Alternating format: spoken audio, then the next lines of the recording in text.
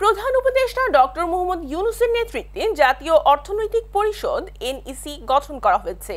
এতে doctor ইউনূসকে chairperson আর বাকি উপদেষ্টাদের এনইসি সদস্য করা হয়। প্রধান উপদেষ্টা ডক্টর মোহাম্মদ ইউনূসকে চেয়ারপারসন করে এনইসি গঠন করা হয়েছে।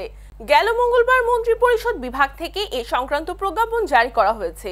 এতে বলা হয়েছে, পরিষদকে সহায়তা দানকারী কর্মকর্তা হিসেবে থাকছেন মন্ত্রিপরিষদ সচিব, মুখ্য সচিব, বাংলাদেশ ব্যাংকের গভর্নর, পরিকল্পনা বিভাগের সচিব, পরিকল্পনা কমিশনের সদস্যরা এবং সংশ্লিষ্ট মন্ত্রণালয় বিভাগের সচিবরা। পরিষদের বৈঠক প্রয়োজনানুসারে অনুষ্ঠিত হবে। পরিকল্পনা বিভাগ পরিষদকে সাচিবিক সহায়তা দেবে। এ বিষয়ে মন্ত্রিপরিষদ বিভাগের 18 জানুয়ারি জারি করা প্রজ্ঞাপন বাতিল করা হয়েছে বলেও জানানো হয় প্রজ্ঞাপনে।